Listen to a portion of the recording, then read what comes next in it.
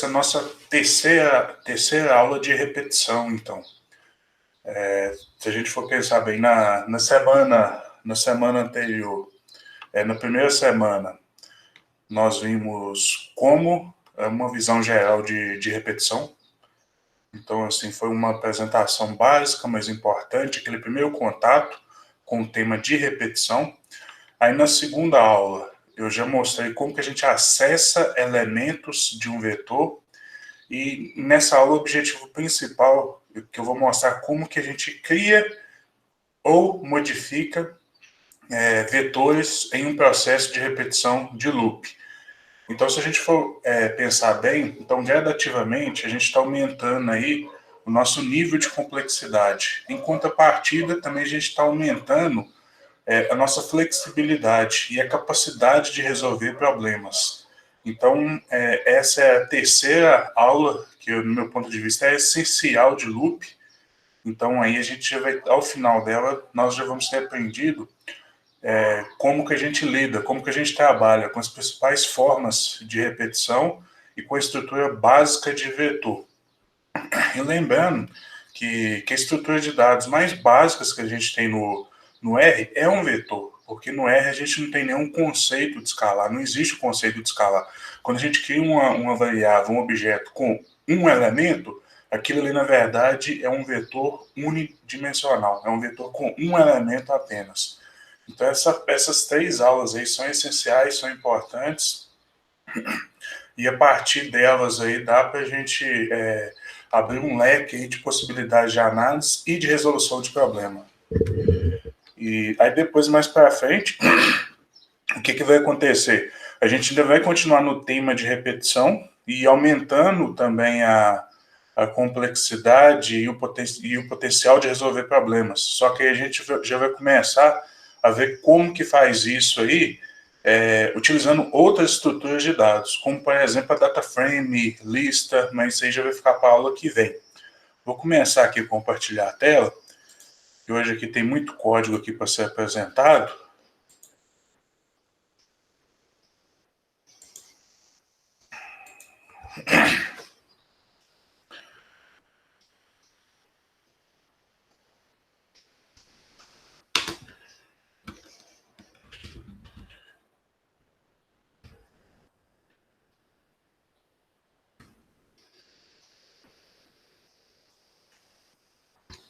Aí aqui só fazendo uma recapitulação rápida aqui, né? A gente teve nossa primeira aula de repetição. Então, basicamente, eu mostrei o princípio básico aí do processo de repetição. Inclusive, mostrei diferentes formas de se fazer isso. Mostrei o loop while, o loop repete, o loop for. Mas só que na primeira aula, como foi uma visão geral, a gente partia aqui de um elemento. Aí a gente executava o loop aqui, independente de qual tipo fosse, e no final das contas aqui a gente tinha um retorno aqui de um elemento.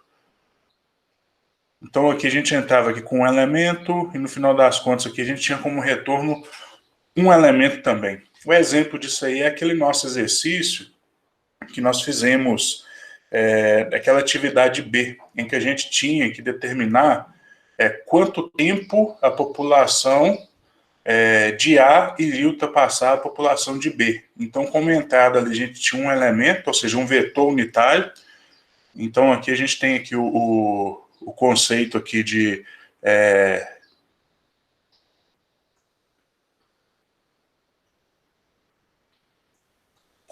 vetor unitário, ou seja, apenas um elemento, ou então é um escalar, tá?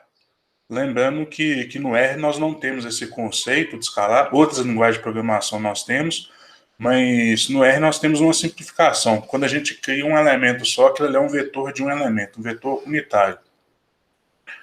Então a gente tinha um vetor unitário como entrada e no final das contas a gente tinha lá um vetor unitário como output, como saída. Então aqui nós temos o input aqui, né? A entrada, nossa entrada, e aqui o output, a nossa saída. Na aula passada, a gente expandiu isso um pouco, né? Então a gente tinha aqui um vetor que n-dimensional, por exemplo, aqui com 1, 2, 3, 4. E assim, uma generalização disso aí seria um vetor de n elementos. A gente executava aqui o processo de loop, e no final das contas aqui, como output, a gente tinha um elemento aqui, né? Então, o objetivo principal aqui dessa aula aqui é a gente aprendeu como que a gente acessa. Como que a gente acessa, por exemplo,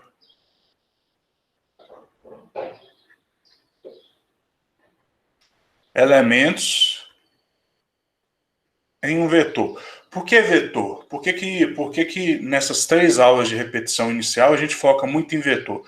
Porque é a estrutura de dados básica do R. Aí depois a gente vai ver matriz, a gente vai ver data frame, mas tem que entender o conceito de vetor primeiro, porque depois quando a gente executar, quando a gente for trabalhar com data frame, o que é um data frame? Data frame é uma estrutura bidimensional e internamente o que nós temos ali é um conjunto de vetores. Então nós temos diversos vetores ali, que cada coluna da minha data frame é um vetor.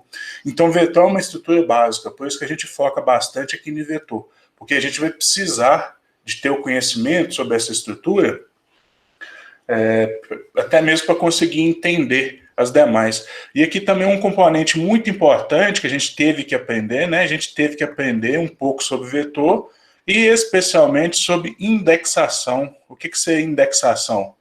Indexação é a forma de acessar elementos de forma isolada no vetor pela sua posição. Então a gente usa a posição, a gente sabe aquela posição é uma posição sequencial, finita, então dá para a gente acessar cada um dos elementos de forma isolada através de indexação, através da posição dos elementos no vetor. Então isso aqui é importantíssimo. Indexação para programação é essencial. Aí na aula de hoje, o que está programado aqui? A gente vai expandir, a gente vai aumentar um pouco mais aqui a complexidade. Então a gente tem aqui um vetor aqui n-dimensional também, ó, com 1, 2, 3, 4 elementos, uma generalização aí de n elementos.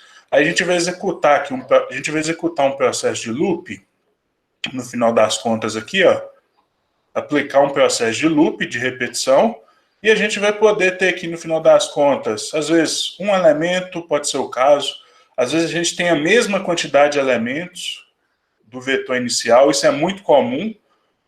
Os exemplos que eu vou trazer aqui hoje, inclusive utilizando como base até alguns exemplos da semana passada, que foi passado como exercício. Então aqui às vezes eu posso ter aqui um vetor da mesma quantidade de elementos, posso ter com menos elementos, como por exemplo aqui com 2 só, 1, 2, aqui com um elemento. E às vezes também eu posso ter no final das contas aqui um resultado aqui, ó, com até mais elementos que eu tinha no princípio. 1, 2, 3, 4, 5. Então observe que a partir da aula de hoje, a gente vai poder generalizar bastante isso aí. E isso aqui é importante. Então aqui o objetivo principal, a gente vai aprender a criar e modificar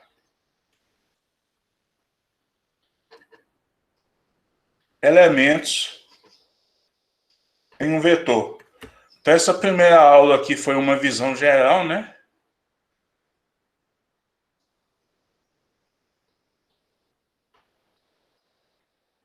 Visão geral aí de loop.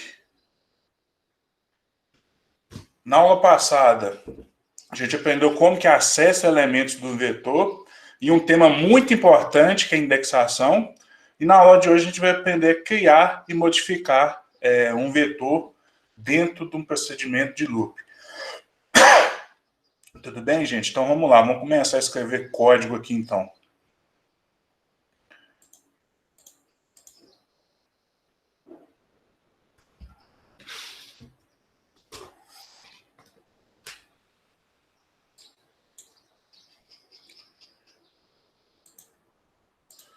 Criar aqui um script vazio aqui. Aí já vou até salvar. Vou chamar isso aqui de repetição 3. Aqui o objetivo principal vai ser aprender a criar e modificar vetores no processo de execução de loop. Então, com essa terceira aula aqui, a gente encerra aquela parte que é essencial. Aí depois, tendo aprendido aqui essa conceituação apresentada nessas 3 aulas, já é um grande passo para conseguir dominar aí o processo de execução em loop. Lembrando, né, que aqui na disciplina eu vou mostrar as 2 formas de controle de fluxo principal em uma linguagem de programação. Para falar que sabe programar, a pessoa tem que ter o conhecimento básico nessas estruturas de controle, especialmente em 2 formas especiais e principais de controle, que é condicional, que nós tivemos 2 aulas sobre isso, e repetição, que a gente vai, tivemos, essa é a nossa terceira aula, e repetição vai nos acompanhar até o final da disciplina. Até mesmo porque, gente, o computador se popularizou e a programação se tornou importante, é justamente dessa necessidade de executar processos de forma repetitiva. Então, a gente tem lá um procedimento que tem que ser executado repetidas vezes, então foi isso que fez com que a computação se popularizasse e se tornasse o que é hoje, cada vez mais, uma parte maior no nosso dia a dia. Então, repetição é essencial. Então, essas 3 aulas são, assim, aulas básicas, essenciais, mas repetição vai nos acompanhar aqui até o final da disciplina. Então, por isso que é muito importante. Quem ainda não entendeu, quem ainda está com dificuldade de repetição, sugiro acompanhar lá na apostila, que lá tem até alguns exercícios diferentes que eu abordei aqui na sala de aula, tem alguns exercícios complementares, então pode ir lá pegar para fazer, rever todas as aulas, rever essas aulas que já foram apresentadas e também tentar refazer lá aqueles exercícios, porque a repetição vai nos acompanhar até o final da disciplina. Então aqui, ó, vamos lá, primeiro vou trazer aqui alguns exemplos.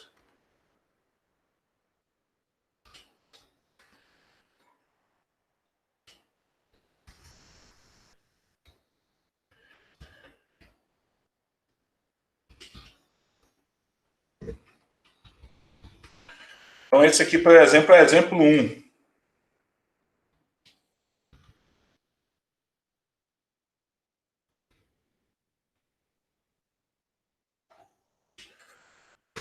Qual que é o objetivo principal aqui do exemplo 1? É algo que a gente já até viu, que já foi passado lá naqueles exercícios. E foi passado aqueles exercícios de forma proposital. Porque isso aqui vai contribuir para a gente apresentar esse conteúdo da aula de hoje. Lembra que eu passei lá aqueles exercícios do grupo de exercícios B, que inclusive eu até resolvi na aula de ontem esses exercícios? O primeiro exercício qual que é? Obter, né?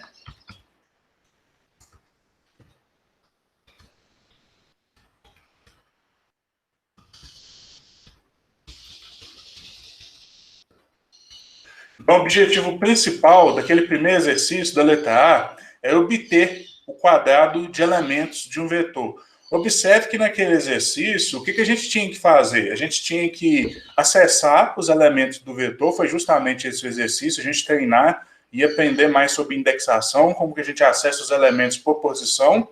Só que tinha um detalhe, lá o exercício pedia para a gente simplesmente imprimir na tela. Só que o que acontece na ampla maioria das vezes? Quando a gente executa uma operação como essa, o nosso objetivo não é simplesmente imprimir na tela, é armazenar, guardar aquilo ali, porque provavelmente isso vai ser útil para uma execução posterior. Então, na ampla maioria das vezes, quando a gente vai executar um procedimento como esse, a gente não fica imprimindo na tela, a gente armazena, porque aquilo ali vai ser nosso resultado final, ou então a gente vai utilizar aquilo ali como uma etapa intermediária para uma etapa posterior.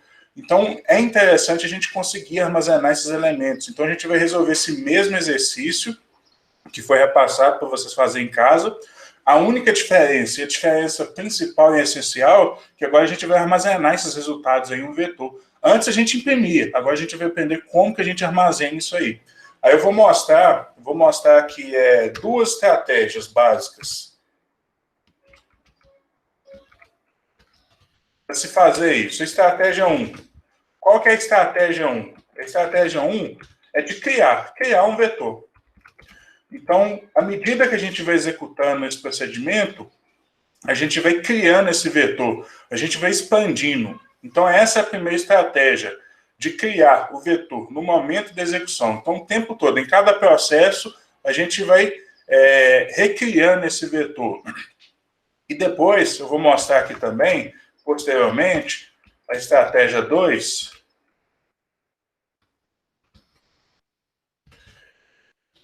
vai ser de modificar um vetor já existente. Então, aqui eu não vou nem colocar já existente, que se eu já estou falando que é modificar, quer dizer que esse vetor já existe. Então, nós temos essas duas estratégias básicas. Eu vou mostrar como que funciona a implementação disso aqui, e depois eu vou mostrar qual das duas é preferível. Então, aqui nós temos vantagens e desvantagens de cada um desses métodos aqui. Então, primeiro aqui eu vou mostrar como que a gente cria um vetor.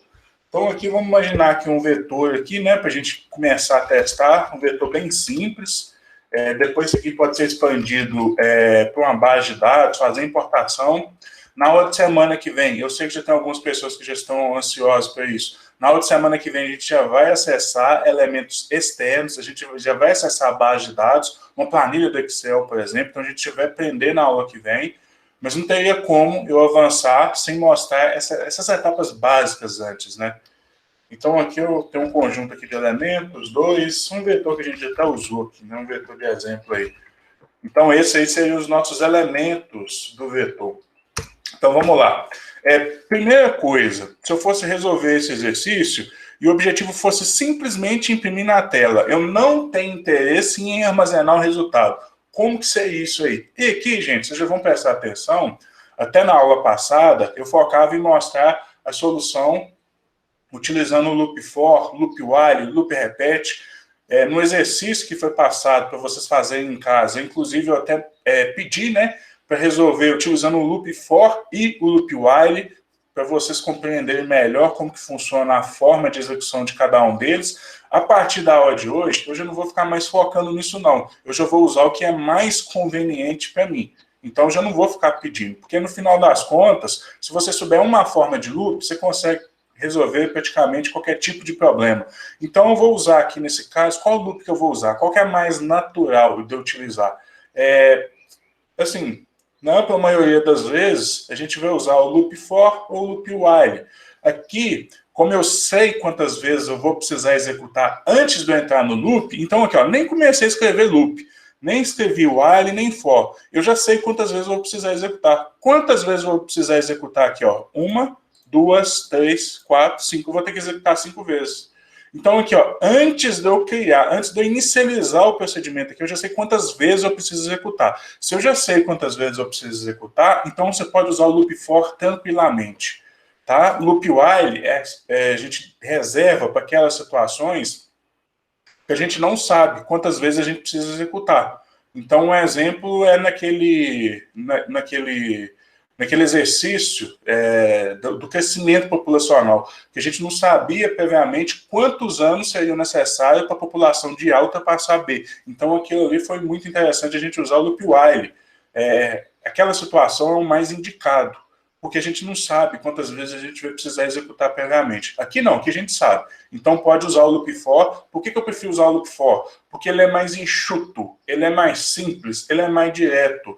Então observe que quando a gente usa o loop while, a gente tem que criar um contador. No loop for, a gente não precisa fazer isso porque ele é criado internamente dentro do loop, de forma implícita, e além disso, a gente tem que incrementar o contador. E no loop, e aqui no loop for a gente não precisa fazer isso, que isso aí é feito de forma automática, de forma implícita. Porque ele vai ter que obrigatoriamente acessar cada um dos elementos daquela sequência lá. Então vamos lá. Criar o loop for aqui, né? Se eu fosse apenas elevar ao quadrado, então seria algo mais ou menos assim, ó.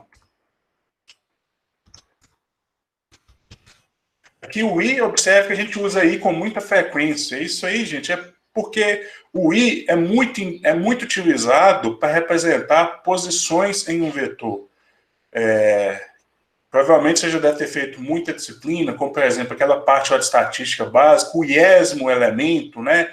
O elemento i, Então, o I começa variando de 1 até N. Então, o I a gente usa com muita frequência. Isso aí, na verdade, foi herdado, inclusive, até da matemática, porque o I a gente usa frequentemente para representar posições, elementos de uma sequência ou de um vetor. Então, por isso que a gente utiliza I, mas poderia ser qualquer coisa. Poderia ser J, poderia ser K, poderia ser batatinha, poderia ser qualquer coisa aqui, ó. Aí aqui eu já vou fazer aqui, ó, para ele criar uma lista com o tamanho do vetor. Eu vou fazer direto assim, tá, gente? Para já economizar uma linha. Porque antes, como que eu estava fazendo? Eu estava fazendo assim, né? Criando esse Nzão aqui, que é a quantidade de vezes antes, e depois aqui internamente, eu colocava o N assim. Tá? Então, o que eu já estou fazendo? Seja para economizar uma linha, já que é fácil de entender também, eu já estou tirando esse Nzão aqui da jogada, que eu não preciso dele, eu já coloco diretamente aqui, ó. Uma linha que eu economizo, tá? Aí vocês têm que ponderar. Ah, eu achava do outro jeito mais claro. Eu achava desse outro jeito mais simples. Então, isso aí vocês têm que ponderar. No final das contas, o seu código tem que ficar claro e legível. Como eu já estou habituado, eu acho isso aí tranquilo de entender, simples, já consigo bater o olho, já consigo identificar o que isso aí está querendo dizer. Então, eu já costumo trabalhar dessa forma mesmo. Aí aqui, então, ó, eu posso imprimir aqui, ó. Vou até usar o print aqui. Aí eu vou acessar aqui o vetor, cada um dos elementos aqui utilizando o I, e aqui eu já vou elevar ao quadrado. Então tá aí, ó, implementado aí com 3 linhas de código esse loop for. Então tá aí, os elementos elevados ao quadrado. Então tá aqui, ó, 1 elevado ao quadrado 1, 2 elevado ao quadrado 4, 34 elevado ao quadrado 1156, 12 elevado ao quadrado 144 e 2 elevado ao quadrado 4. Então tá aí os elementos elevados ao quadrado. Então, gente, se eu quisesse apenas imprimir, meu exercício estava pronto. Só que o que acontece? Na ampla maioria das vezes, a gente tem interesse nesses elementos, seja para usar numa etapa posterior, ou então até mesmo seja nosso resultado final. Mas se já é nosso resultado final, às vezes a gente quer isso armazenado em outro vetor, até para exportar para uma planilha do Excel. Aqui são poucos elementos, aqui são 5 elementos. Então eu posso até copiar aqui de forma manual, mas se for 100, se for 200, se for 1000, se for 1 milhão de elementos, você vai ficar copiando, aí isso começa a se tornar inviável. Então o que a gente vai aprender aqui agora? Então a gente vai aprender, ao invés de a gente imprimir na tela e perder esses elementos, a gente vai aprender a armazená-los em um outro vetor. E por que armazenar? Porque a gente quer usar isso aí posteriormente. Ou como um resultado intermediário, com um processo posterior, ou então para já salvar isso aí numa base de dados. Então, aqui eu já vou até modificar aqui, né? Então, vou colocar aqui, ó.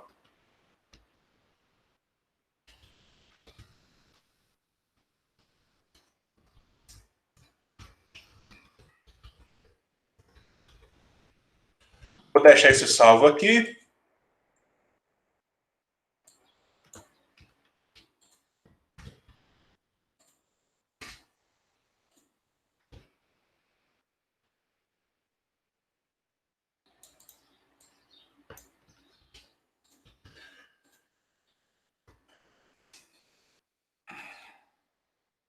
E aqui a estratégia 1.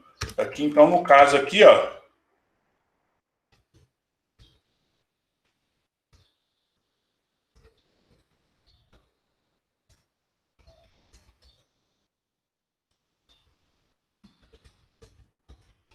Então, aqui, se a gente estiver interessado em armazenar o resultado em um vetor.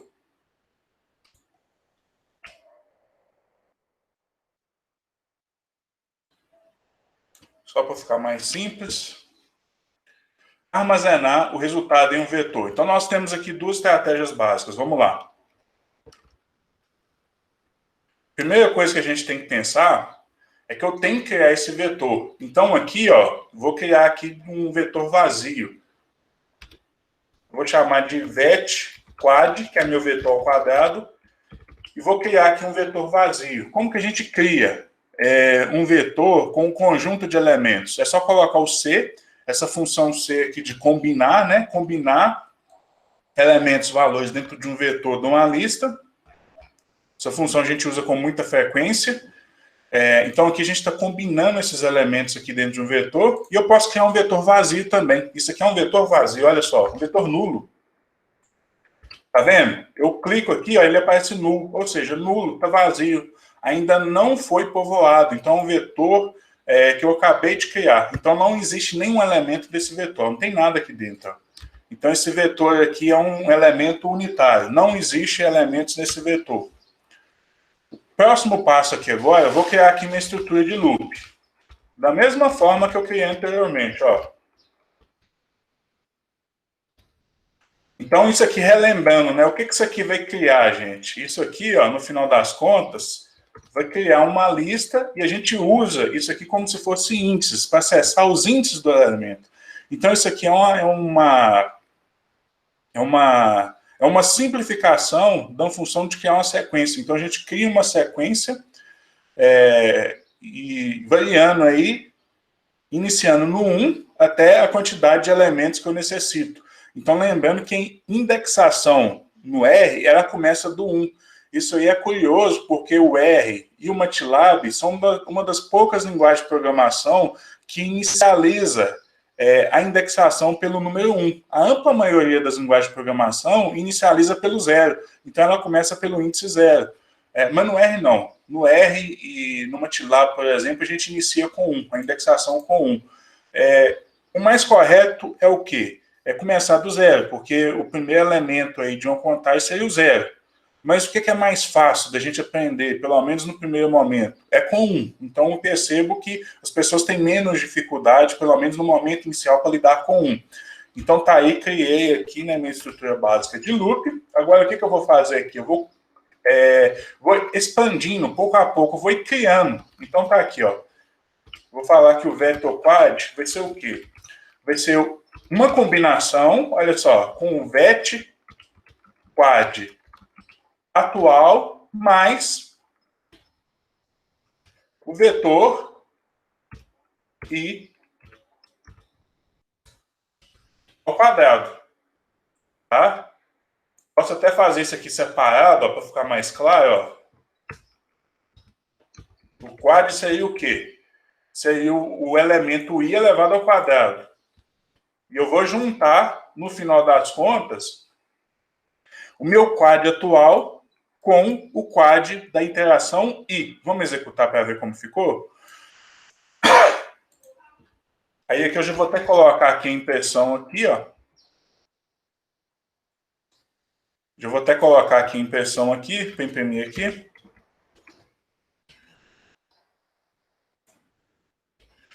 Executor, então tá aí, ó. Observe que agora a qualquer momento, ó, isso aqui está armazenado, ó. Tá aqui, ó. Meu vetor quad está armazenado. Então esses valores elevados ao quadrado, agora eles estão armazenados. E eu posso usar de acordo com a minha necessidade. Então agora eu armazenei. Depois eu vou precisar multiplicar isso aqui por 1.5.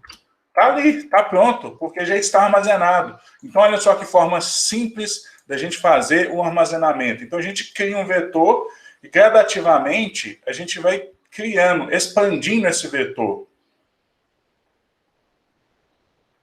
Então aqui a todo momento aqui a gente está criando um novo vetor a partir da expansão do vetor anterior. Aí aqui talvez para ficar mais claro, vamos fazer aquela boa e velha triagem aqui, né?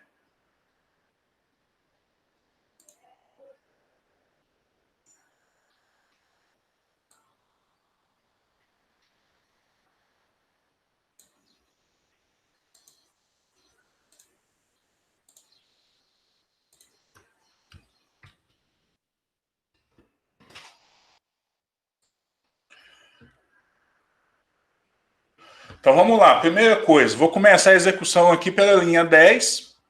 Linha 10 é um comentário, então o R simplesmente ignora, e é o que a gente vai fazer aqui também na triagem. Aí depois aqui na linha 11, o que ele vai fazer? Ele vai criar uma estrutura chamada vetQuad. Isso aqui na verdade é o quê? É um vetor vazio. Olha só aqui, ó, vazio, não tem nada. Então, gente, isso aqui, ó,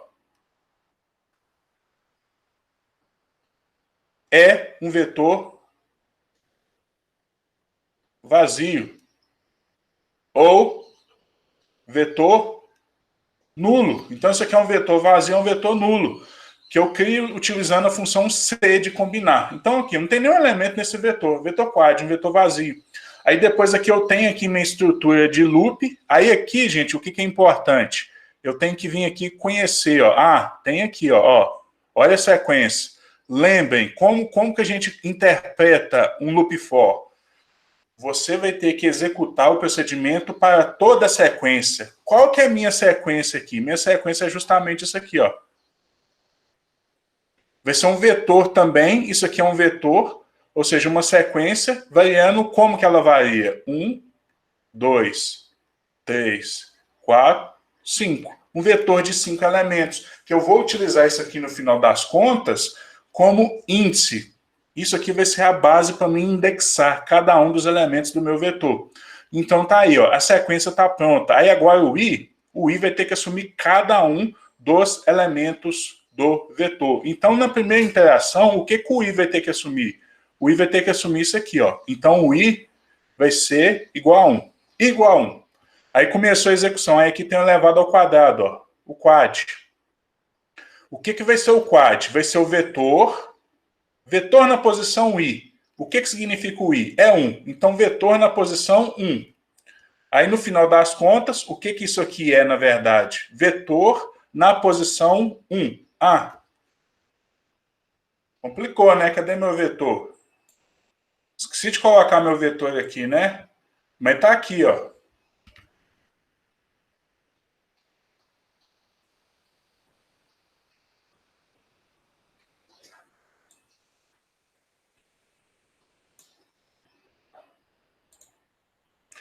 Esqueci de colocar meu vetor, mas vou colocar ele aqui. Tá? Meu vetor aqui, então, no caso aqui, ó, é um vetor de 5 elementos. Então, aqui o primeiro é 1, depois o 2, depois o 34. Que memória, hein? 34, 12, 2. Então, aqui, ó, depois aqui é o 34, depois nós temos o 12 e o último elemento aqui é o 2. Aí aqui a pergunta é essencial.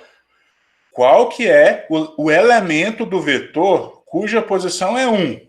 É esse aqui, ó. É 1 mesmo. Então, na verdade, isso aqui é 1. Aí eu tenho que elevar esse 1 aqui ao quadrado. 1 elevado ao quadrado vai ser o quê? 1. Então, o vetor quad é igual a 1. Aí depois aqui, gente, ó, o quad, né? O quad é igual a 1. Aí depois aqui eu tenho uma atualização do meu vet quad. Eu tenho uma atualização do meu vet quad. Olha só o que ele faz aqui, ó.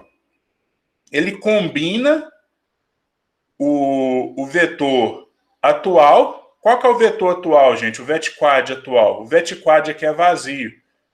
Então, olha só, ele combina o vetor quad atual. Qual que é o vetor quad? Um vetor vazio. Com o quadrado, uma vírgula aqui, com o quadrado do primeiro elemento do vetor. Então, aqui 1. No final das contas, o que isso aqui vai virar? Um vetor unitário. Você combina vazio com um número, vai retornar um vetor unitário com um número. Então, tá aí. Nós temos um vetor com um elemento.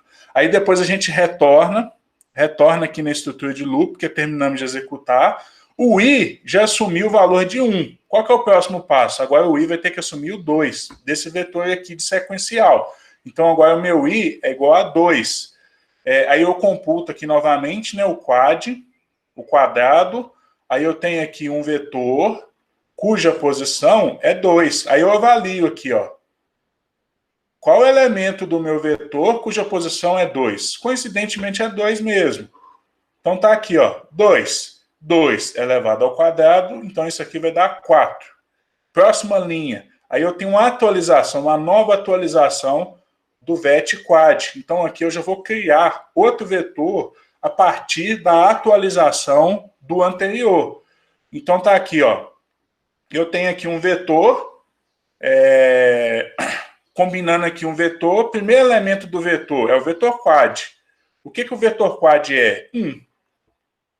Combinado com o quadrado da interação atual. Qual que é o quadrado da interação atual? 4. Então tá aí. Minha segunda iteração, eu já tenho aqui um vetor com 2 elementos, 1 e 4. Aí depois ele retorna aqui novamente, né?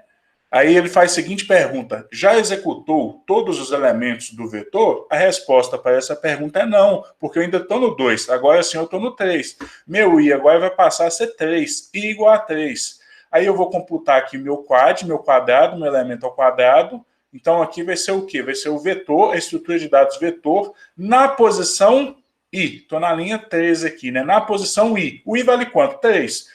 Qual elemento do meu vetor cuja posição é 3? Aí eu venho aqui e avalio, ó, 34. Ó. Então isso aqui vai valer 34. 34 ao quadrado. Deixa eu dar uma colada aqui, né? 34 ao quadrado é 1156. Então 34 ao quadrado vai ser 1156.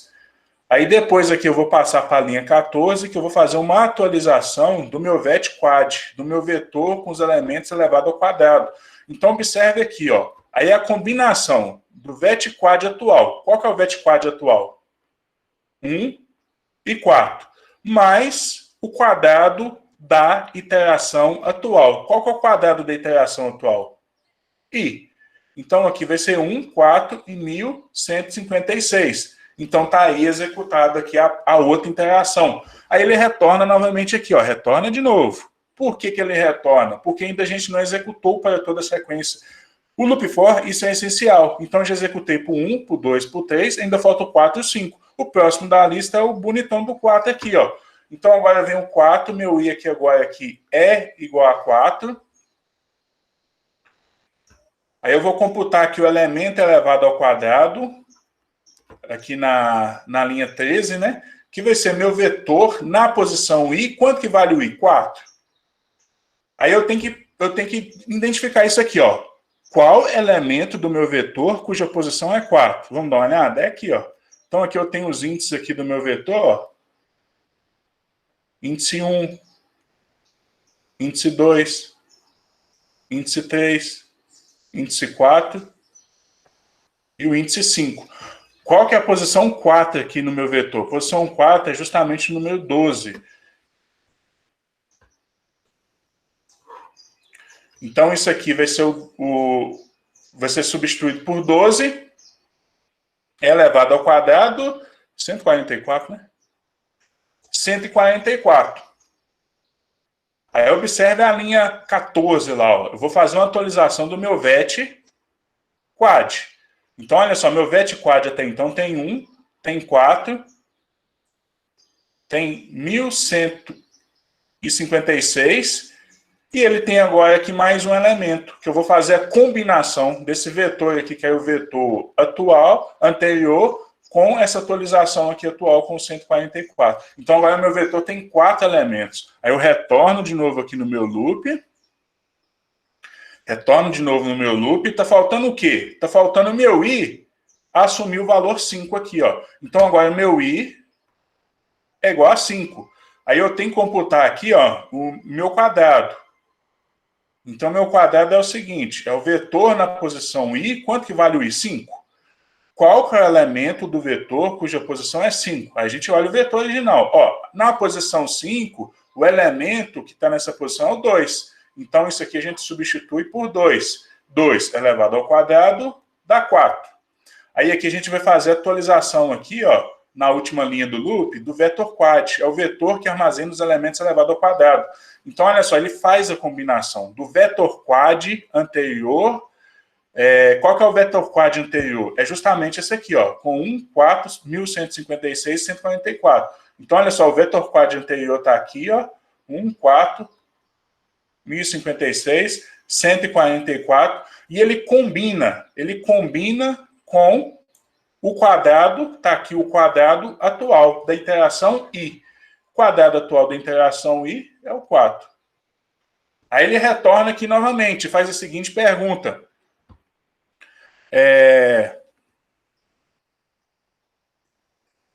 Retorna aqui novamente e faz a seguinte pergunta.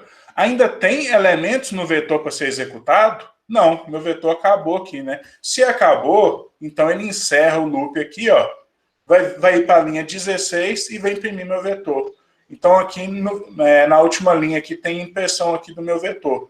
1, 4, 1156, 144 e 4. Então, ele vem cá no final das contas e imprime aqui meu vetor. Observe que agora esses elementos estão armazenados aqui, ó, no vetquad, que eu criei aqui no princípio. Antes da execução do loop, ele era nulo, ele era um vetor vazio. Então, gradativamente, a gente foi criando novos vetores a partir dele. Então, gente, essa é a forma de criar vetor, tá? Então, aqui já vou me adiantar um pouco. Essa não é a maneira mais indicada, tudo bem? Para se fazer isso. Mas eu tenho que apresentar, porque isso é uma possibilidade. Então, assim, a grande desvantagem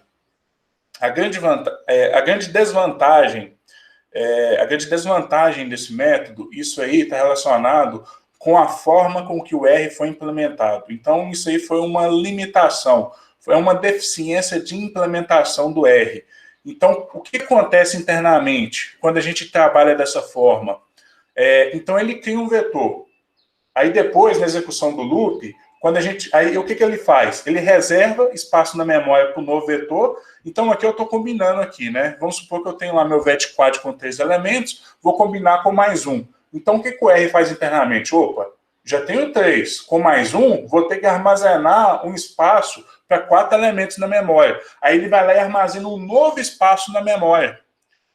E depois que ele armazenou esse espaço, ele copia todo o resultado, inclusive com aquele anterior com 3 elementos, mais o atual com um elemento, para esse novo espaço. E isso é muito ineficiente computacionalmente. Então, isso é uma limitação da implementação do R. Por exemplo, na linguagem de programação Python, nós temos uma função, um método lá que se chama append, que você vai gradativamente aumentando essa quantidade de vetor, e ele é extremamente eficiente. No R, quando a gente vai criando esses novos vetores, pelo fato dele ter que copiar todo o antigo para a nova posição, isso aí se torna extremamente ineficiente computacionalmente. Tudo bem? Então, assim, depois vocês podem, para entender mais sobre isso, e eu já tive esses problemas na prática, e depois eu descobri por quê, né? Aí pode pesquisar, por exemplo, aqui, ó, tem um livro aqui do Hadley Winkham. Esse Hadley Winkham é simplesmente, atualmente, uma das maiores personalidades atuais do R. É ele que tem, assim, atualmente contribuído mais com o desenvolvimento aí de novos procedimentos no R. Ele simplesmente é uma celebridade do R, tá? Esse Hadley Winkham. Ele é muito produtivo, muito bom de serviço. E aqui tem um livro dele aqui que está completamente aqui disponível aqui na internet. E aqui tem explicando isso aqui. Ele tem detalhando justamente isso aí que eu falei. Porque quando eu vou criar um novo vetor, o R armazena esse espaço para o novo vetor, aí depois ele copia tudo para esse novo vetor. Isso é muito ineficiente computacionalmente. Aqui eu até salvei esse link aqui, ó. Justamente no local correto. Aqui, ó, evitar cópias. Isso aqui é um dos ensinamentos aqui, ó, que aí que ele vem falando justamente isso aqui, ó. O R primeiro aloca espaço para o novo objeto e depois ele copia todo o objeto antigo para esse novo objeto. Isso é muito ineficiente. Então, vou mostrar isso aqui na prática. E aqui está mais em detalhe aqui nesse documento aqui, que é o R Inferno, é isso mesmo que vocês estão pensando. Então, isso aqui é um autor que escreveu assim, diversas estratégias para você não cair em alguns gargalos da implementação do R, para você evitar. Então, aqui ele traz aqui, inclusive, diversas dicas. Ele mostra o ponto fraco e depois ele mostra como que a gente pode contornar isso. Essa parte, então, de criação de um vetor dentro do loop é uma limitação muito grande do R. Isso aí foi uma deficiência de implementação na fase lá de concepção do R. Mas não tem problema que a gente tem outra estratégia para se fazer isso, tá? Depois eu vou mostrar na prática o quão eficiente é essa abordagem aqui. Então aqui nós temos a estratégia 2, que ela vai ser preferida na prática. a gente vai... Como que ela vai funcionar? A gente vai armazenar a priori. Então, antes da execução, a gente já vai armazenar na memória. Aí depois a gente vai só modificando. É assim que a gente vai proceder aqui. Vamos lá, então. Vou deixar esse vetor aqui copiado aqui também. Então, aqui a gente já vai armazenar. Aqui a gente criou um vetor nulo, um vetor vazio. O que a gente vai fazer agora? A gente vai armazenar um vetor na memória. Com quantos elementos que eu preciso armazenar esse vetor? Com a quantidade de elementos do meu retorno. Qual que é o tamanho do vetor que eu vou precisar retornar aqui? Um vetor com 5 elementos, com um quadrado de cada um dos elementos. Para isso, gente, eu vou usar essa função aqui, ó. Eu vou chamar isso aqui de vetquad também, tá? Sobrescrever o anterior. Para isso, eu vou usar essa função aqui, ó, o vector. Vamos ver como é que funciona esse vetor aqui, ó. Pedir o help dele aqui, ó, o vetor. Então, primeira coisa, você informa o modo, o tipo de dado. Qual que é o tipo de dado aqui? Vamos colocar aqui, numérico. Aí é o termo em inglês aí, né? Tá na dúvida, pesquisa, pode olhar aqui as opções, ó.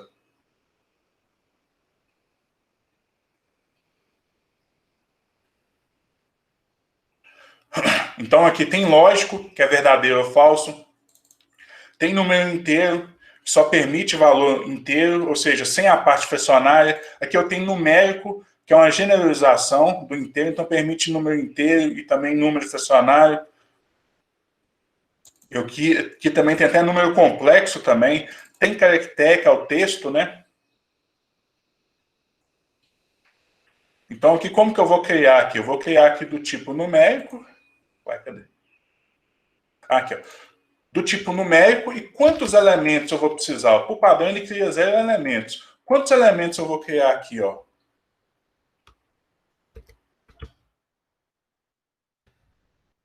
Mesma quantidade de elementos que eu tenho num vetor. Observe que eu estou usando aqui na posição certa, ó, primeiro elemento, segundo elemento, então eu posso até omitir o nome desse argumento aqui, ó, posso omitir, tá? Posso deixar também, se eu achar que fica mais claro, mas como eu estou usando aqui na posição correta, eu posso até omitir esse length, o comprimento desse vetor. Então, gente, olha só, observe, ó, vou criar aqui o vetor, vou criar esse vetor quad. Olha só, de antemão, ele já cria esse vetor, já está lá bonitinho na memória do meu computador, esses espaços reservados. Só que ele cria, por padrão, valor tudo igual a 0. Por que está igual a 0? Porque ainda não comecei o processo de execução do loop. Então, gradativamente, eu vou atualizando isso aqui. Na primeira execução, eu vou substituir o 0 pelo elevado ao quadrado de 1, que vai dar 1. Na segunda execução, eu vou substituir esse 0 pelo elevado ao quadrado de 2, que é 4. Depois eu vou substituir esse 0 pelo elevado ao quadrado de 34, que é 1100 e não vou lembrar, 1156, né? 1156. Aí depois eu vou substituir aqui, ó. Vou substituir esse 0 pelo elevado ao quadrado de 12, que é 144. E por fim, na última iteração desse processo repetitivo, eu vou substituir o 0 pelo 2 elevado ao quadrado, que é 4. Então, gradativamente, eu vou substituindo, eu vou modificando esse vetor. Por isso que essa estratégia aqui é de modificação do vetor. Aqui não. Aqui, a cada execução, olha só, eu estou criando um novo vetor. Mesmo que eu esteja aqui apenas sobrescrevendo, eu estou criando um novo vetor, porque ele reserva um espaço novo na memória e depois copia todo o antigo para esse novo espaço. Isso é muito ineficiente. Aqui não. Aqui eu tenho a possibilidade aqui de ir substituindo. A eficiência disso aqui é absurda. Vamos lá. Como que a gente faz aqui, então, aqui para apenas atualizar? Isso aqui é a mesma coisa. Olha só, estrutura inicial aqui, ó. Mesmíssima coisa, né?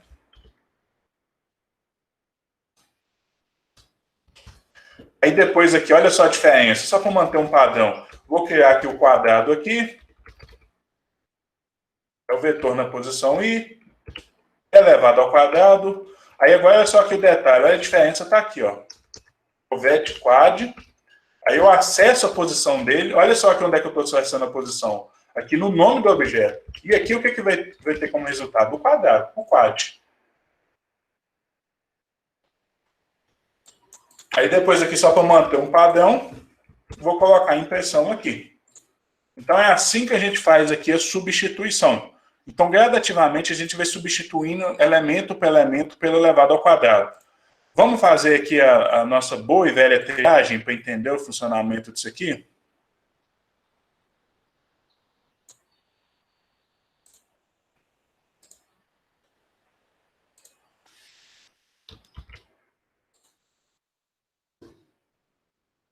Então, começando ali na linha 19, é um comentário, simplesmente eu ignoro. Aí na linha 20, eu tenho aqui meu vetor de 5 elementos, né?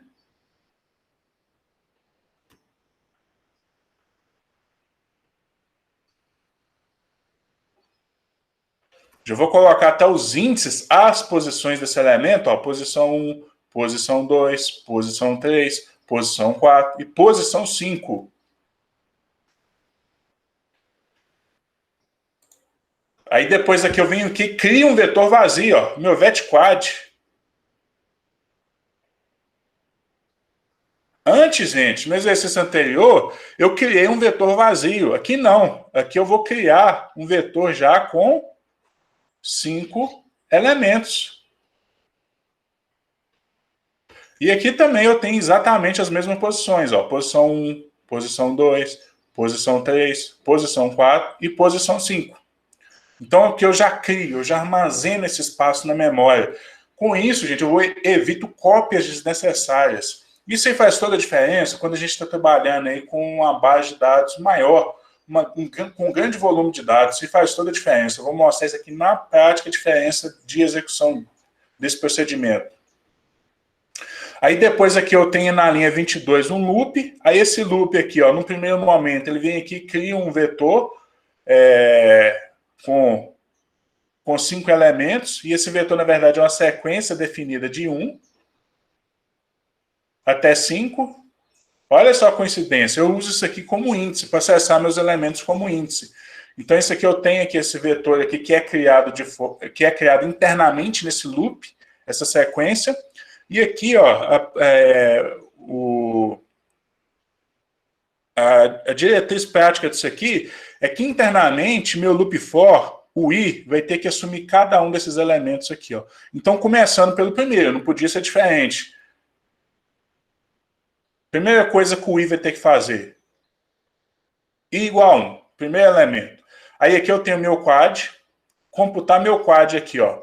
Aí meu quad vai ser o quê? Vai ser o meu vetor, cujo o elemento está na posição i. Posição i, o i vale quanto? 1. Então, na verdade, isso aqui vai me retornar o valor na posição de vetor 1 é 1. É elevado ao quadrado, dá 1 mesmo. Aí agora aqui, gente, ó, aqui eu tenho meu vetquad.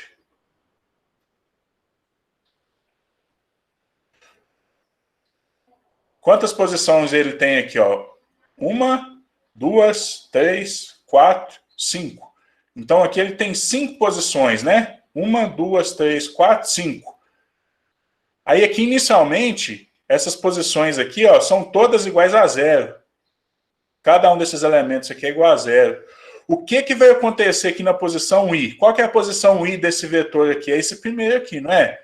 Então, esse primeiro, o que vai acontecer? Ele simplesmente vai sobrescrever isso aqui, ó. Isso aqui vai passar a ser igual a 1, que é 1 elevado ao quadrado. Isso aqui vai ser substituído por quad. Tá? Então, esse primeiro elemento vai ser substituído por quad. No final das contas, isso aqui vai retornar um vetor assim, ó, 1, 0. Vai retornar isso aqui. Esse vetor. Aí retorna aqui no loop. Vou fazer só mais um aqui, que eu acho que aqui já vai dar para entender. Aí agora o i vai ter que assumir o quê? O i já foi 1. Agora o i vai ter que ser 2. Então o i aqui é igual a 2. Aí aqui agora que eu tenho a aplicação do meu quadrado, quad, vai ser o vetor na posição i. Quanto que vale o i? 2. Vetor na posição 2. Só avaliar.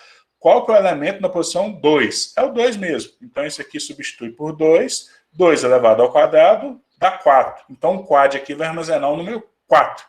Aí depois eu tenho aqui meu vetquad. Meu vetquad atual, gente, ele tá assim, ó. Com 1, 0 0, 0 e 0. Um vetor com 5 elementos. Aí aqui ele vai modificar, ó, vai modificar na posição i. Qual que é o i aqui? Qual que é a posição i? É justamente esse 0 aqui, ó. Ele vai substituir isso aqui por 4. Então, no final das contas, isso aqui, esse vetor quad, vai ser o quê? Vai ser 1, 4, 0, 0, 0. Isso aqui vai ser executado sucessivamente enquanto o quê? Enquanto o i não assumir cada um desses elementos aqui, ó. Certo? Aí, gradativamente, ele vai substituindo, ele vai modificando o vetor. Então, gente, a grande vantagem dessa implementação é que ela não faz cópias desnecessárias. Então, ela simplesmente vai modificando aquele vetor original, porque aquilo ali já foi armazenado de forma prévia. Qual que é a desvantagem disso aí? Isso aí a gente vai ver no exemplo, no próximo exemplo, mas só que, inclusive, a gente vai ter a oportunidade de modificar isso aí, tá? De usar uma estratégia lá para evitar isso. A desvantagem é que, vamos imaginar, aqui eu sei quantos que vai ter que retornar, né? No exemplo posterior, que eu vou pedir lá para retornar os quadrados. Não, para identificar se determinado número do vetor é divisível por 4, por exemplo. Nem todos os elementos desse vetor aqui vai ser divisível por 4. Para falar a verdade aqui, vai ser só o 12, né? Só o 12 aqui que é divisível por... Vou colocar divisível por 2 aqui, né? Divisível por 2 vai ser esse e esse. Por exemplo, o 1 não é divisível por 2. Então, aqui observe que o meu vetor ele tem um tamanho diferente do meu vetor original. Então, isso às vezes pode ser uma limitação desse método, porque automaticamente ele já armazena isso aqui, essa quantidade de elementos de forma prévia. Mas eu vou mostrar aqui depois uma estratégia para a gente contornar isso aqui. Então, a desvantagem desse método é, conforme o procedimento, a gente armazena valores desnecessários da memória do computador. E lembrando, né, que mesmo aí com desenvolvimento e a gente tem cada vez computadores mais sofisticados, quantidade de memória sempre vai ser um limite, gente, conforme a análise que a gente está executando. Aqui agora, aqui eu vou só converter esses dois aqui em função, ó. Vou chamar esse primeiro aqui de fun quad 1. Vou criar aqui uma função aqui, ó. Só para encapsular essas duas soluções aqui, ó.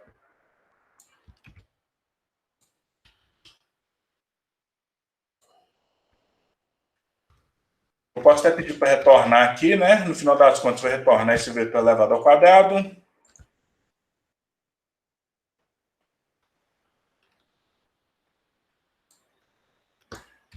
E aqui eu vou criar aqui minha função quad 2, minha alternativa.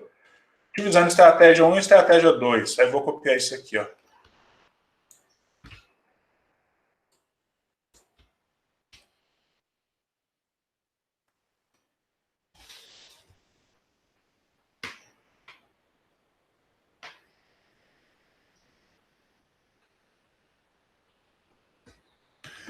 Beleza?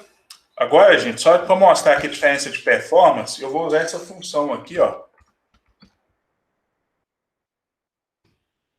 Que a gente usa com muita frequência para computar o tempo de processamento.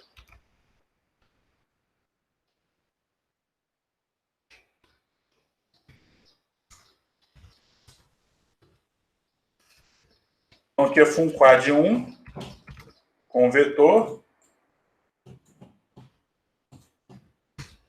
E aqui é funquad 2. Vamos analisar o tempo de processamento. Aí eu tenho que adicionar no sistema a função 1, tá aqui então a função 1. Vou adicionar a função 2 aqui então, tá aqui a função 2.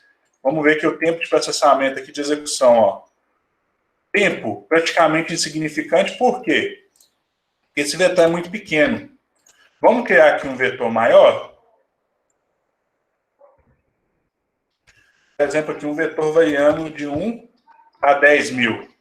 Vamos fazer a mesma coisa aqui também, vamos colocar de 1 a 10 mil. Vamos fazer a mesma coisa para esse aqui também, ó.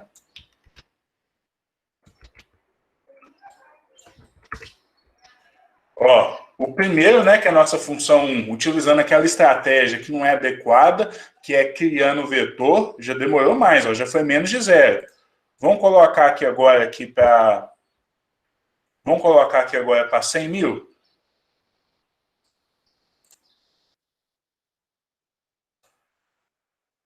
Vou colocar para 100 mil e vamos executar para ver aqui. Ó, tá executando, ó. O primeiro ainda, ó, o primeiro. O quadro 1, tá executando. Executando, ainda não terminou. Ainda está executando. Opa! Olha só a diferença, gente. A função 1 demorou aí 15 segundos o tempo. A função 2 demorou menos de um segundo. Então essa aqui, gente, essa estratégia de modificar o vetor, ela é muito mais eficiente, certo? Então, por isso que ela deve ser preferida na prática. Tudo bem? Isso é importante. Agora eu vou mostrar aqui, ó.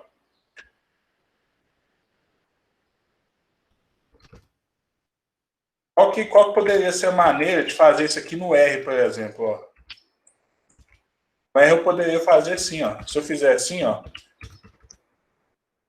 aqui eu estou vetorizando, essa operação de elevado ao quadrado ela é vetorizada. Então, eu aplico ela num vetor, o R sabe internamente que eu quero aplicar isso aí para cada um dos elementos. Tudo bem, gente? Para cada um dos elementos. Mas por que você está fazendo isso aqui, então? Porque o objetivo não é elevado ao quadrado, o objetivo é ensinar como modificar e como criar um vetor. Que eu tenho até a função aqui, alternativa vetorizada, tá? Do R para fazer isso. Vamos computar o tempo dela aqui, só de curiosidade? E já adianto que ela vai ser mais eficiente aí do que essa nossa estratégia.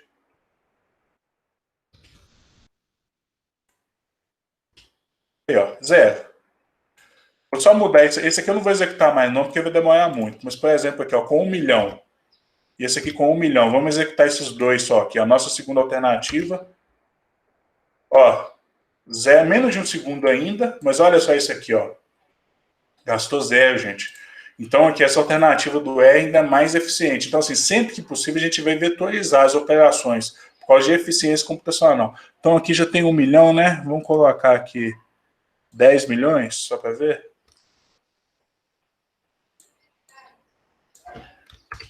Então, aqui 10 milhões aí sendo executados. Então, aqui demorou aqui mais de um segundo, quase 2 segundos. Aqui agora, pelo menos, fez uma cosquinha. Então, observe que as operações vetorizadas no R, ela é mais eficiente. Por que ela é mais eficiente? Porque isso aqui, gente, esse loop internamente está implementado na linguagem de programação C, que ela é mais eficiente do que da forma que eu implementei aqui no R. Mas observe que, assim, na diferença, neste caso aqui, não foi tão grande. Então, o R não é tão ineficiente assim. Mas o C, com certeza, é mais eficiente. E só de curiosidade, gente, o R mesmo, ele tem mais, na implementação, ele tem mais linguagem C do que linguagem R. Então, cerca de 45% do código do R é escrito em linguagem C. Pasmem. E cerca de 19% é escrito em R e cerca de 17% é escrito em Fortran. Eu estou lembrando porque eu olhei essa informação ontem, tá? Só de curiosidade. Então, assim, boa parte, a gente mesmo que lida com R, especificamente na linguagem R mesmo. Mas internamente por trás, lá no motor de execução, tem muito de linguagem C, que é extremamente eficiente para fazer conta. Então, por isso que existe essa diferença. Ó.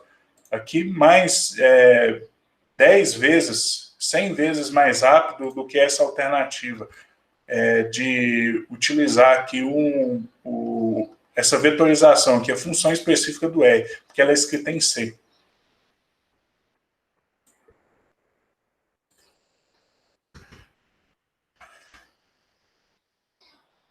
Vamos fazer um pequeno intervalinho, gente, de 5 minutos. Então, 8h38 a gente retorna. Aí depois eu vou mostrar um segundo exemplo que talvez essa segunda estratégia aqui, ó, ela pode ser comprometedora.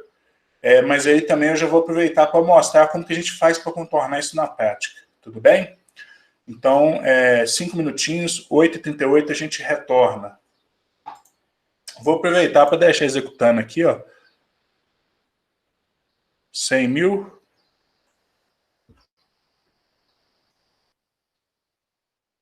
São 5 minutinhos, 8h38 a gente retorna aí.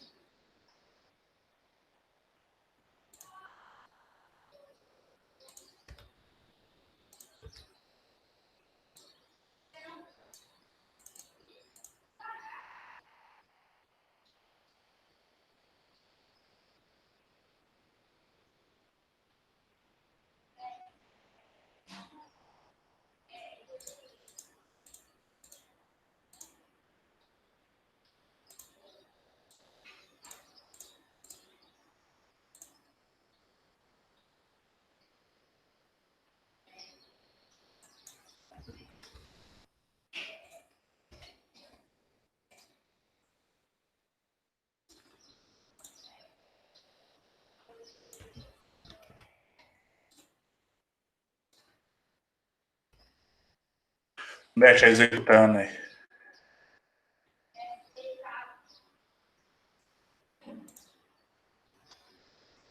O pessoal retornando, né? Olha só aqui, ó, com 1 milhão de elementos aqui, essa primeira estratégia até agora nada, né?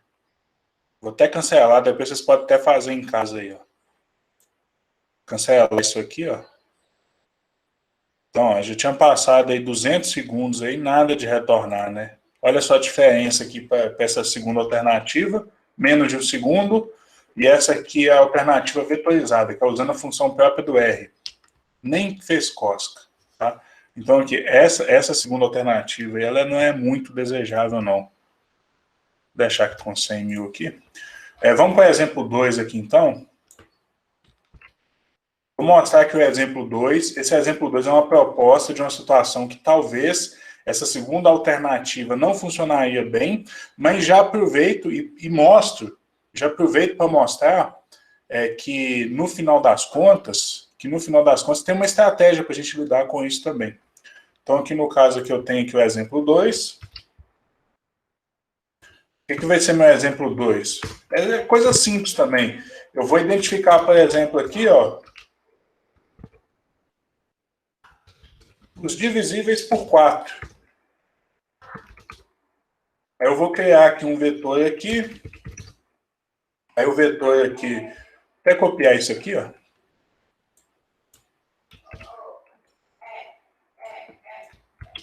Copiando aqui os divisíveis por 4.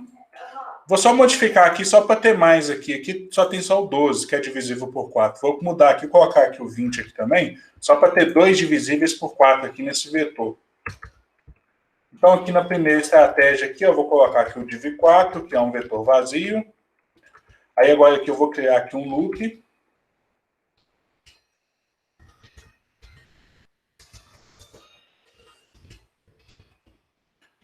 Criar aqui um loop aqui com o tamanho do vetor.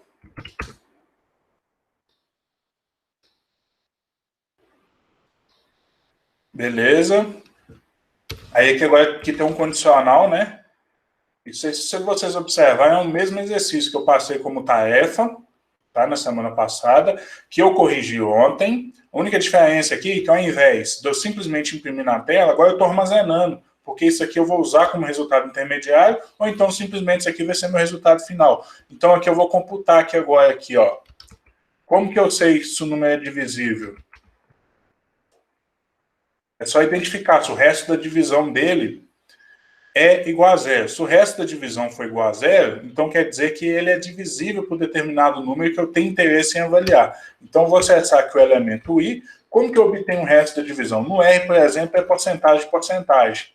E qual o número que eu tenho interesse em avaliar? O 4. Então, se o resto da divisão for divisível por 4, se o resto for igual a zero, se isso aqui for igual a zero, quer dizer que ele é divisível. E se ele é divisível, então ele vai ser acrescentado aqui no meu vetor.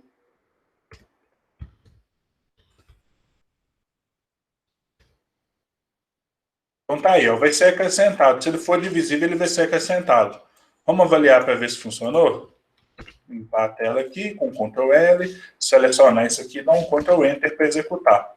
Aí aqui só faltou só imprimir aqui no final, né? Div 4. Então tá lá. Olha os divisíveis por 4. 20 e 12. o primeiro e o quarto elemento. Esses são divisíveis por 4. Os demais não. Olha só aqui o detalhe importante. Então aqui, gente, meu vetor vai ser acrescido, vai ser adicionado por 2 elementos. Ele começa nulo. Aqui, ó, ele começa como nulo. Opa! Aqui, ó, ele começa como nulo, aí depois é adicionado o valor 20, posteriormente é adicionado o valor 12.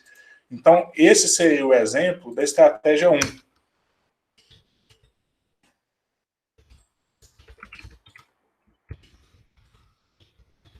Criar vetor gradativamente no processo de execução do loop. E a estratégia 2, como ficaria?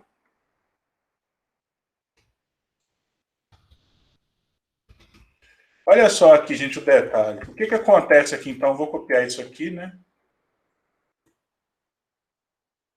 O que acontece se eu criar aqui, então, ó? Vector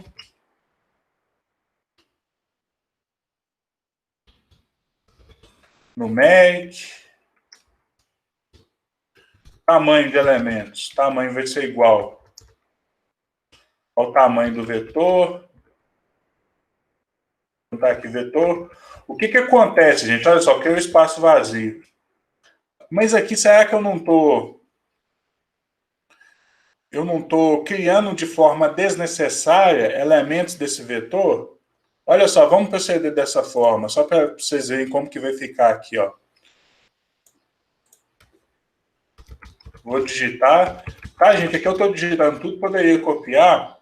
Recomendo vocês digitarem, porque vocês vão ficar mais treinados ainda. E vai evitar, às vezes, um erro, assim, por falta de atenção. Então, assim, tentem digitar, mesmo que seja sendo possível aí, copiar.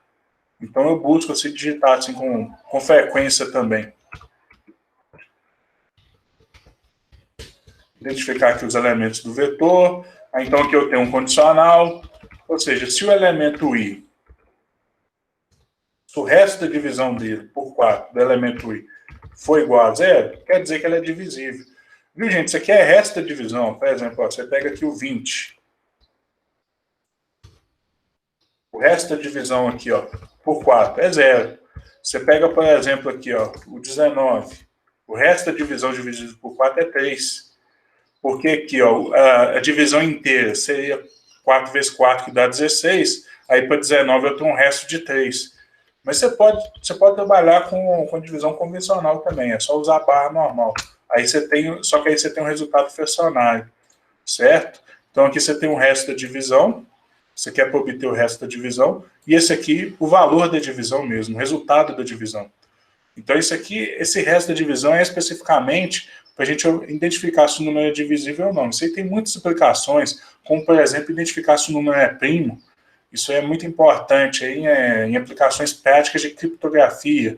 Então, isso aqui tem algumas aplicações. Então, aqui eu vou identificar se é divisível por 4 dessa forma. Aí, se for divisível por 4, né, utilizando aquela estratégia, como que ficaria? Aqui o i, aí ele vai atualizar pelo...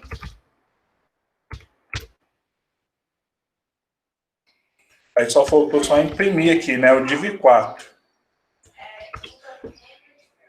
Olha só por que não ficou interessante, gente. Olha só, tá vendo? Ó? Ele armazena e depois ele foi substituindo gradativamente. Mas só que eu não tenho interesses nesses zeros aqui, ó. Não tem interesse. E além disso, ainda estou armazenando isso aqui de forma desnecessária. Então, olha só, essa segunda estratégia, ela não pode funcionar muito bem se o vetor de output for diferente do vetor de input, que é exatamente essa situação aqui, ó, que eu tentei apresentar aqui, ó. Olha só, você tem um input, às vezes você pode ter menos elementos, às vezes você pode ter 2 elementos, então que eu tenho como input 4. Eu posso ter 2 elementos, posso ter um elemento também, posso até ter mais elementos, isso aí pode acontecer. Então, nessas situações, essa estratégia aqui de modificação aqui pode não funcionar. Mas então, como que a gente lida com isso? A gente pode fazer da seguinte forma. Então, aqui eu tenho a estratégia modificar vetor. Essa aqui é a versão 1. Vou mostrar como que a gente pode, pelo menos, minimizar esses efeitos. A gente não vai evitar, porque a gente vai ter que armazenar valores desnecessários, aí você tem que ponderar. Eficiência ou uso de memória? Boa parte das vezes, essa eficiência vai ser mais importante. Mas só que em determinadas situações, se o vetor for muito grande, você pode simplesmente estourar a memória do seu computador. Você pode adicionar uma quantidade de elementos superior do que a sua memória comporta. Então, você tem que ponderar muito bem isso aí. Então, como que seria uma estratégia para minimizar esses efeitos aqui? Então, vou copiar aqui. Isso aqui é a versão 1.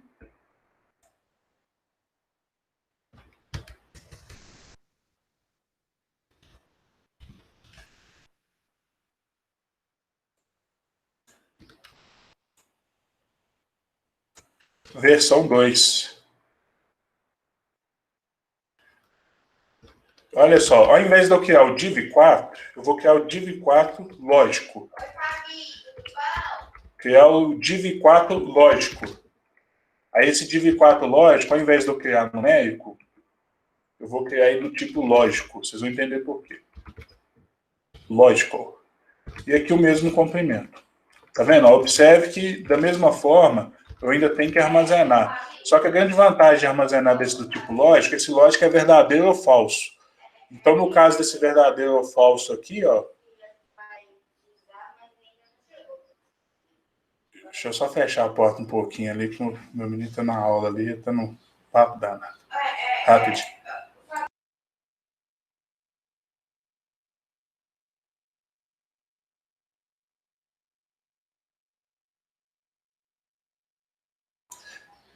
Beleza, retornando. Então aqui, gente, eu vou criar aqui do tipo lógico. Lógico é verdadeiro ou falso. Então aqui eu tenho os tipos, né? Os tipos básicos do R, que é o lógico, que é simplesmente verdadeiro ou falso, true e falso, true de verdadeiro, falso de falso. Eu tenho integer, que é valores do tipo inteiro, e eu tenho numeric. Numeric aqui é uma generalização, então ele comporta tanto números inteiros quanto números fracionários. E aqui eu também tenho complexo, números complexos, que é usado em engenharia mais sofisticada, e eu tenho texto, que é o caractere. Então aqui eu vou criar do tipo lógico. Então olha só aqui, eu vou criar aqui então, né? Vamos ver o que retornou? Então, de princípio, ele retorna tudo falso. E, gente, a grande vantagem de você trabalhar com esses números lógicos é que ele ocupa bem menos memória no computador do que o tipo numérico. Tá? Armazenar verdadeiro ou falso, 0 ou 1, você pode associar como 0 ou 1. É muito mais fácil, simples e econômico para o computador. Então, você minimiza um pouco essa questão aí do recurso que você tem que destinar para armazenar. No final das contas, esse vetor completo. Mas não tem como fugir, ó. Tem 5 elementos esse vetor. Por padrão, ele cria tudo falso.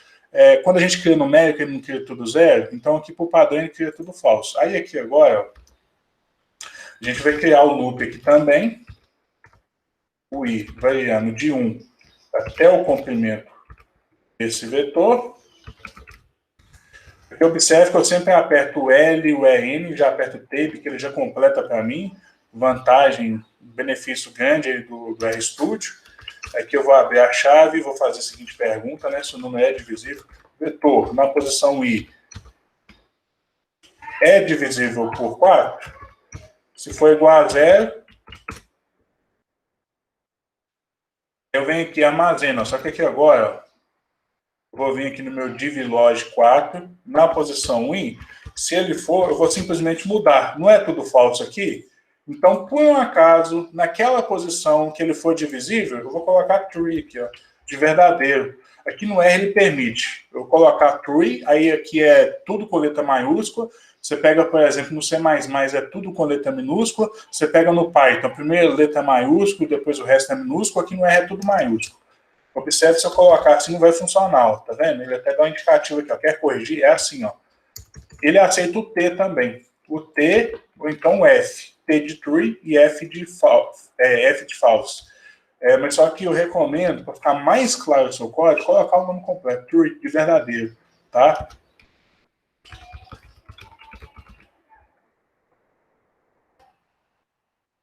Então aqui é verdadeiro.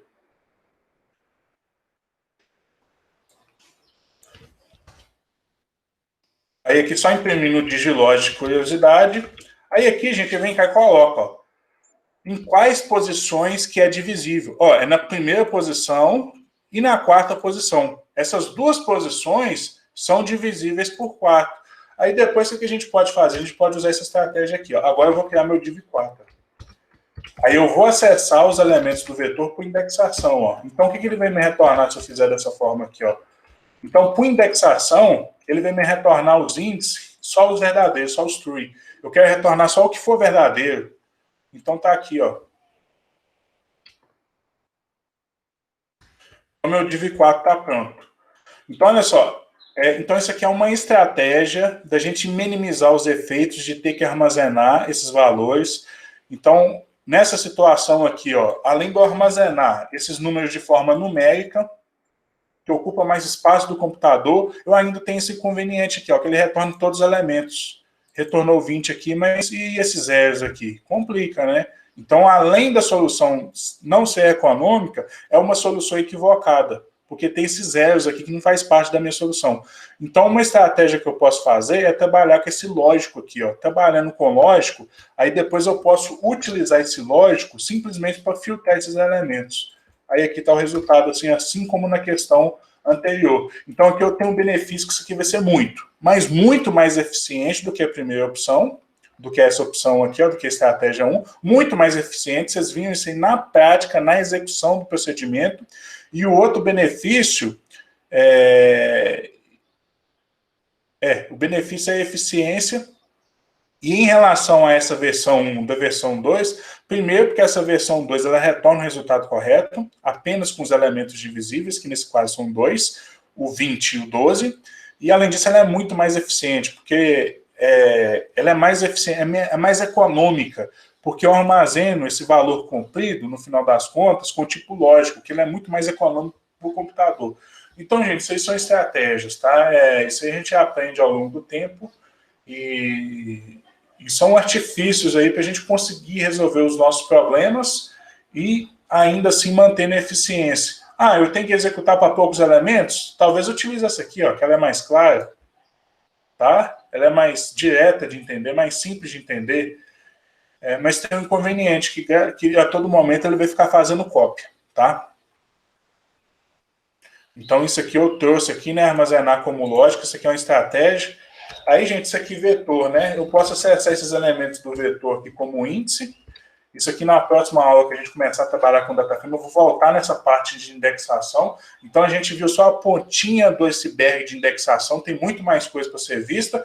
Inclusive aqui, ó, o primeiro elemento. E se eu quiser acessar, por exemplo, os elementos do vetor que são maiores que 10, ou seja, o vetor que é maior que 10. Então, eu posso acessar aqui, então, com condições. Isso aqui, na verdade, se eu executar isso aqui de forma isolada, ó, isso aqui ele me retorna um vetor lógico. Ele me retorna aqui, ó, isso aqui é maior que 10, esse não é maior que 10. Esse é maior que 10, maior que 10 e menor que 10. Então, isso aqui é uma forma de filtrar, de indexar elementos, selecionar elementos. Então, isso aqui é uma forma de a gente fazer um subset, um subconjunto de elementos. Então, a gente pode fazer isso, a gente pode utilizar essa estratégia aqui também. E para isso, a gente usa elementos lógicos. Nosso digilog aqui, ó, ele informa para a gente em quais posições é divisível. Posição 1 e posição 4. Depois a gente pode filtrar isso aqui, ó, pelo índice. Então, ele vai retornar esse valor, não retorna, retorna esse valor e não retorna. Depois vocês podem converter isso aqui em função também, esse exemplo, converter em função e computar a diferença de tempo para se fazer isso. E lembrando que detalhe, né, essa estratégia 2 aqui de modificar o vetor, não tem como. Você vai ter que criar previamente, você vai ter que armazenar na memória. Só que você armazenar com tipo lógico é muito mais econômico e, além disso, retorna a solução de forma correta. É estratégia. Isso aqui dá para resolver, assim, boa parte dos seus problemas vai dar para resolver dessa forma aqui. Depois eu vou passar exercício, tá? Nosso exercício, que vocês vão ter que fazer em casa. Recomendo fortemente vocês fazerem esse exercício, os exercícios propostos, aquelas atividades B, tá? Então não deixem de fazer, para na quarta-feira que vem a gente voltar com tudo aí para correção. E vocês estão vendo que repetição, o assunto assim, tem uma relação muito grande. Então, assim, não deixem de estudar a aula, porque isso aí pode comprometer o entendimento e a aprendizagem da aula posterior. Tudo bem, gente? Então, isso é um combinado que eu faço com vocês. Quem ainda não entendeu qual é a lógica de funcionamento de repetição, não tem problema, rever as aulas. A gente já tem 3 aulas de repetição. E aqui já foi apresentado aqui os elementos essenciais dos nossos processos de repetição. Então, na aula de hoje, a gente tratou isso aqui, ó. Essa situação aqui, ó, onde a gente tem o interesse de retornar, de modificar, de retornar um vetor, seja com a mesma quantidade de elementos n aqui, ó, seja com a mesma quantidade de elementos n, ou então com tamanho diferente. Às vezes com menor unitário, ou com 2, 3 elementos, e às vezes até com mais elementos ainda. Então isso aí tudo permite a gente fazer. Então agora a gente já está aí, como eu comentei, a gente aumentou um pouco a complexidade, mas em contrapartida, a gente também aumentou a nosso potencial e capacidade de resolver problemas. Tudo bem, gente? Então isso aí tem que ficar muito claro. Então, eu vou trazendo mais coisas aqui, não é para deixar mais difícil para vocês, não. É para dar um leque de opções de possibilidade de resolução de problemas. Então, não tem como eu falar de repetição sem ensinar vocês a retornar um vetor, porque é isso que vai acontecer na prática. Os passos anteriores foram importantes, porque em cada etapa eu utilizei para consolidar um conceito. Primeira aula de repetição, dar uma visão geral. Segunda aula de repetição, mostrar como que se acessa elementos.